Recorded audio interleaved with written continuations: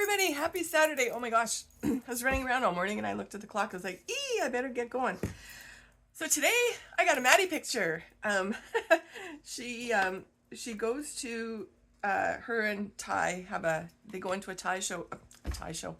It's the Ty show, a toy show every year, and she usually makes a costume. Like she made I think it was strawberry shortcake dress out of bed sheets. So this year she didn't make a dress. She made a hat, and it's so cute. So this little bunny hat, and I can't really see what the pattern is, but anyway, that was her on her way to the toy show. So one of the most asked questions I get asked is, what do I do with that busy paper? So I have a busy paper. Look at this. It was a full sheet, of course. It's gorgeous, and all the colors. Why do I have a scratchy throat whenever I turn on the camera? Let's see here. Okay, hopefully that works. It's super busy, but it's totally a Maddie page. Like, she's always in these kind of colors. So I've been wanting to use this piece for a long time. It's an old glitz piece, so ancient. The back is really pretty too. But I thought, okay, I'm gonna use this piece of paper, and I'll show you how to tone down a very busy piece. Of course, you can only use a piece of it, but let me turn the camera around. All right, so I got a whole bunch of stuff here that I'm going to be doing.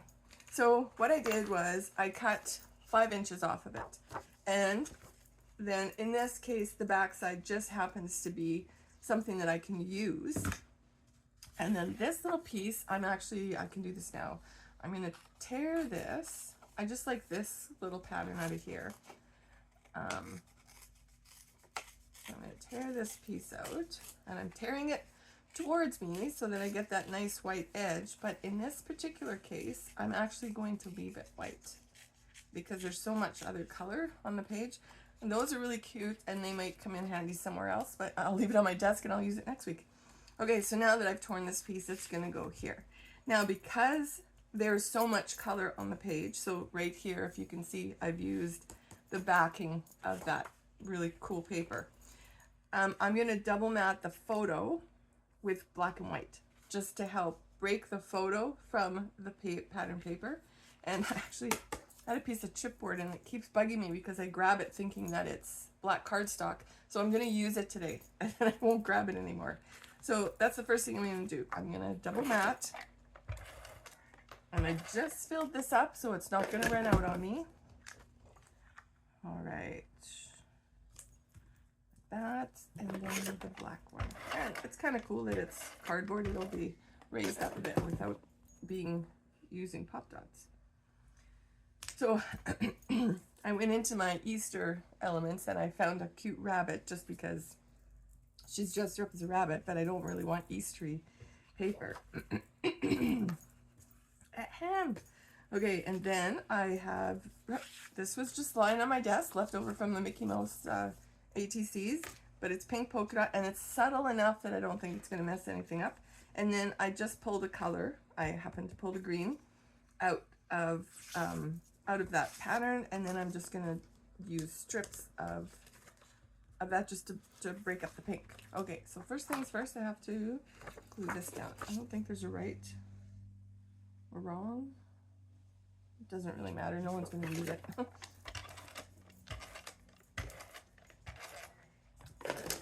This to the far, and I'm just using straight white background.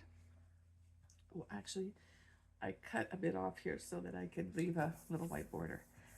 And usually I don't use solid background, but because everything else is so patterned, I'm just going to leave it like that.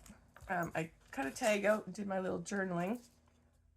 It doesn't need to be this long, so I was playing around with letters, and then you do dots on them. But it was making my writing too big, and I had not enough space to write everything I needed to. So, all right. So then I'm gonna put this now. This I can just center. Okay. First I lay it all out. It works, and then I forget how I had it. So I think I can center that. Then I'll put the photo to the side, and I am tucking, so I'm not going right to the edge, just in case. That can go there. Oh shoot, see, I did forget something. Excuse me. Excuse me, little Maddie. Wait. Oops, okay, there we go. Oopsie, don't do that. Okay, first is this. I gotta put my banner. I'm not gonna peek this. Usually I do, but I'm not going to this time. I'm gonna go like off center a bit with the pink. That can go right to the edge. And then I have the green. That's what I was doing.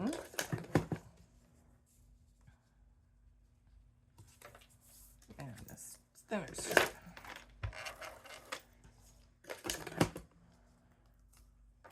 All right. Then, now this can go back. Right where that little piece ripped off. There we go. And then this. Okay, back on track. I knew something looked strange. All right, and then I have this little piece that I tore out. I'm gonna put that there. Like that. And oh, I had this pretty ribbon. This is my challenge to you guys. Use ribbon. I keep forgetting. I'm gonna put that underneath there. I have so much ribbon. I'm sure you guys do too. Buckets and buckets of ribbon. So my goal this week is to use ribbon. Okay, I'm gonna put that just on the edge of the black and right across.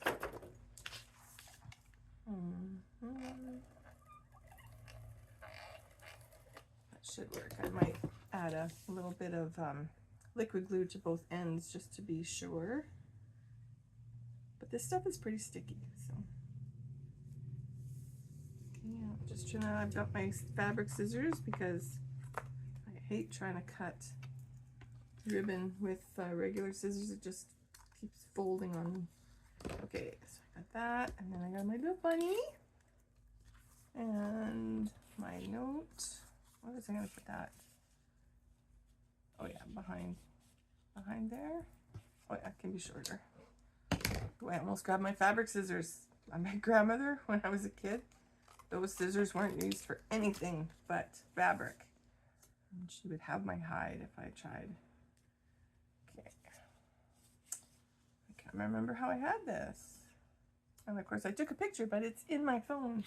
I also had, oh yeah, this is what I was going to show you. So a lot of times I get these tags and I'll put a ribbon through it or whichever, but I've done this with paper and ribbon.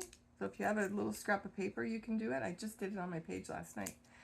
Or a piece of ribbon, and I'm just going to cut them and then crisscross them, and then I'm just going to staple them on.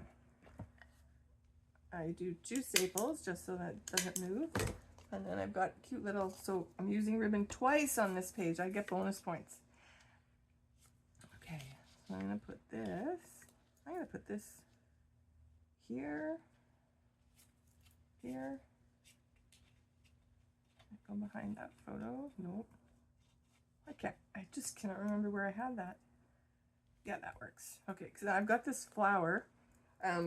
These are just random things. Again, they were just sort of kicking around, but I'm going to put a dab of glue on here because I never trust these. And it feels like I'm missing something. Oh, I should glue the stem first.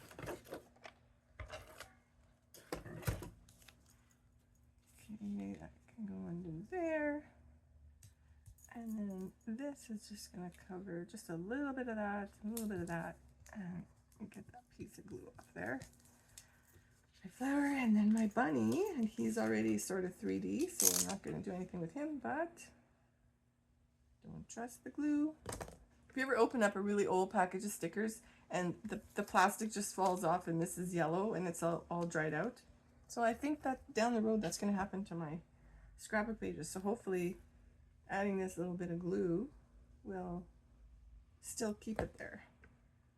Okay, there. Oh, did I have something else on this table? I don't think I did. I think I must be done.